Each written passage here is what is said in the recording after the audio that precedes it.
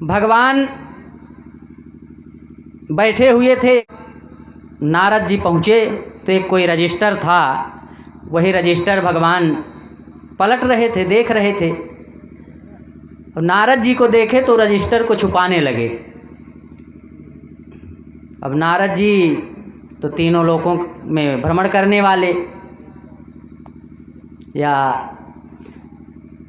कहें कि संवाददाता या मीडिया कह दें उस समय की, तो नारद जी नारायण नारायण करते हुए पहुँचे और भगवान रजिस्टर को धीरे धीरे अपने वही पल्लू के नीचे छिपाने लगे। जब छिपाने लगे तो नारद जी ने पूछा कि भगवान आप छिपा क्या रहे हैं? भगवान आप छिपा क्या रहे हैं प्रभु, बता दीजिए। तो भगवान ने कहा कि कुछ नहीं, ऐसे कुछ नहीं है, आपके काम की चीज़ नहीं है। उन्होंने कहा फिर भी बताइए, ऐसी कौन सी चीज़ है जो नारद के काम की ना हो? और नारद भी नाम विशेष है, नारद, जिसकी बात कहीं रद्द न होती हो वही नारद है। भले झगड़ा लगाते रहे हों, लेकिन जहाँ भी गए हों जो चाहे हैं वही हुआ है। नारद की बात चाहे राक्षस हों, चाहे देवता हों, चाहे भगवान, कोई रद्द नहीं करता था। एक बार भगवान ने रद्द किया था जब वह विवाह करना चाहते थे। जब वह विवाह करना चाहते थे तब भगवान ने रद्द किया था। और नारद जी ने इस विषय में पूछा कि प्रभु मैं तो विवाह के लिए पूरी तरह से तैयार था, एकदम से मन बना चुका था। विषय बदल गया थोड़ा सा। नारद जी ने कहा मैं विवाह के लिए मन बना लिया था, मैं आपका पुत्र हूँ, और भगवान शिव भी आपको अपना पिता मानते हैं, तो वो भी आपके पुत्र थे। वो विवाह के लिए तैयार नहीं थे और आपने जोर दे करके, दबाव दे करके किसी तरह से उनका विवाह जबरदस्ती करवा दिया। और मैं विवाह के लिए पूरी तरह से तैयार था, लेकिन आपने मुझे विवाह नहीं करने दिया। इतना भेदभाव क्यों किया प्रभु? तो भगवान ने कहा नारद जी, बच्चा विवाह करने लायक हुआ है कि नहीं हुआ है ये माता पिता समझते हैं, बच्चा नहीं समझ सकता।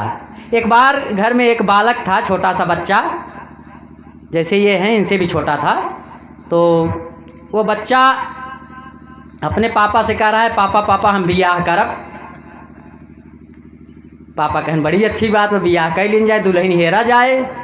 अरे कहन दुल्हन हेरई की का जरूरत ब्याह, अरे घर में बाह कहन के हाई, अरे कहन दादी दादी अम्मा बाटी ने आई, तू हमरे अम्मा का दुल्हा, हम तोहरे अम्मा का दुल्हा। तो अब जो है भगवान नारद जी से कह रहे हैं कि नारद जी आप ये नहीं समझ पाए कि आप विवाह कहाँ करने जा रहे थे, आप तो अपनी अम्मा से ही विवाह करने के लिए तैयार हो गए।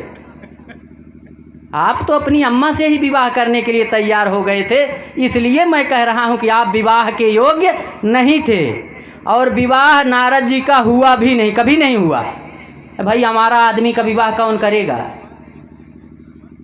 जो हम लोगों की तरह ही कहीं आज यहाँ, कहीं कल वहाँ, परसों वहाँ, तो विवाह करने का मतलब क्या है? हम लोगों की तरह हमारा तो अब अगर और भी देखना हो तो अपने देश के प्रधानमंत्री जी भी अंतर्राष्ट्रीय हमारा हैं। देखिए टहलते रहते हैं, उनकी पत्नी बेचारी घर पड़ी हुई है, विवाह कर दिया। माता पिता को नहीं करना चाहिए था, है?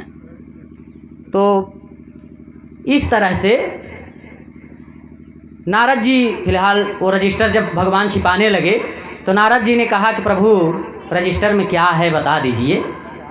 तो भगवान ने कहा कि नारद इसमें भक्तों का नाम है, हमने भक्तों का नाम लिख करके रखा है, इस रजिस्टर में सभी भक्तों का नाम है। तो नारद जी ने कहा प्रभु वो रजिस्टर मुझको दिखा दीजिए। अब भगवान ने कहा अब नारद जी हैं, मानेंगे नहीं, दिखाना पड़ेगा ही, ज़्यादा इधर उधर नहीं किए। रजिस्टर नारद जी को दे दिए और नारद जी ने रजिस्टर खोल के देखा, पहले पन्ने पर नारद जी का नाम सबसे ऊपर पहले नंबर पे। बड़े प्रसन्न हुए कि भगवान के रजिस्टर में सबसे ऊपर मेरा नाम है।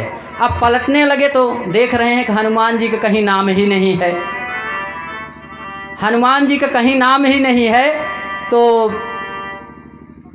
बड़े खुश हुए और वहाँ से तुरंत निकले और आकर के पहुँचे हनुमान जी के पास।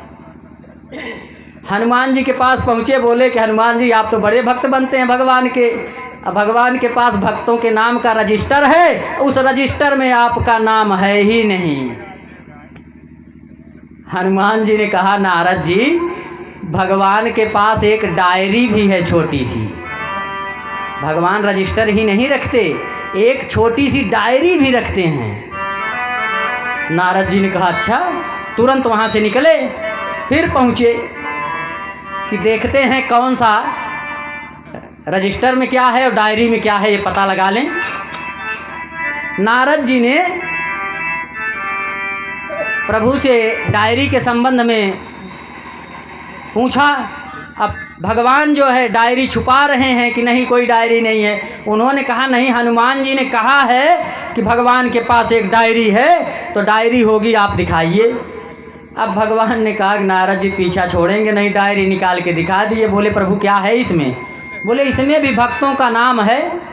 बोले इतना बड़ा रजिस्टर है तो डायरी की क्या ज़रूरत पड़ गई थी, रजिस्टर में लिख लेते। भगवान ने कहा नहीं, ज़रूरत पड़ गई थी, डायरी में नाम है।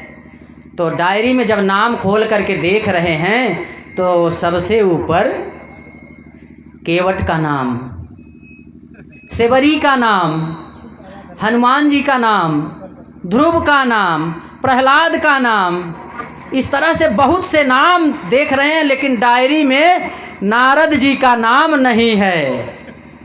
अब नारद जी ने पूछा कि प्रभु ये बताओ डायरी और रजिस्टर में अंतर क्या है? दो आपने बनाया, रजिस्टर तो खाली है, बहुत खाली है, उसी में ये भी लिख लिया जाता। तो रजिस्टर में किसका नाम है और डायरी में किसका नाम है, ये स्पष्ट कर दीजिए। तो भगवान ने कहा कि नारद जी, रजिस्टर में उन भक्तों का नाम है जो मेरा नाम जपते रहते हैं, और डायरी में उन भक्तों का नाम है जिनका नाम मैं जपता रहता हूँ। अब रजिस्टर कहीं भी कोई रखेगा तो अलमारी में रखेगा, मेज पे रखेगा, कहीं रख देंगे आपके पास है तो। लेकिन अगर आपके पास छोटी सी डायरी है तो आप जेब में रखेंगे, अपने हृदय के पास रखेंगे।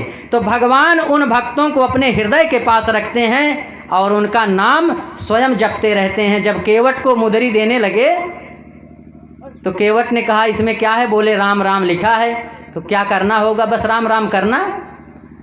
तो उन्होंने कहा कि ठीक है, राम राम करना मेरे बस की बात नहीं है, मैं नाव चलाता हूँ, राम राम करूँगा तो नाव कौन चलाएगा? हमारा बिजनेस बंद हो जाएगा, इसलिए मेरी तरफ से प्रभु आप ही राम राम कर लीजिएगा। केवट ने कहा, नहीं लिया। तो केवट ने कहा कि मेरी तरफ से आप ही राम राम कर लीजिएगा। और राम राम का महत्व कितना है? 2 बार राम राम कहा जाता है। राम राम, माँ और रा एक 27वें नंबर पर है, रा 27वें नंबर पर है गिनेंगे तो, माँ 25वें नंबर पर है, और दूसरे नंबर पर आ की मात्रा है जो बीच में आता है आ। तो 27, 25 और 2 ये हुआ 54। ठीक, 54 एक बार कहते हैं तो एक बार राम कहे तो 54, 2 बार कह दिए तो 108। राम राम अगर कह दिए 2 बार तो समझ लीजिए जो अपनी 108 गुरिये की मनका होती है तो 108 माला का जाप हो गया। इसलिए राम का नाम बहुत महत्वपूर्ण है। इस आप लोगों से यही कहना है कि राम रामेति गर्जनम, राम नाम की गर्जना होती रहनी चाहिए।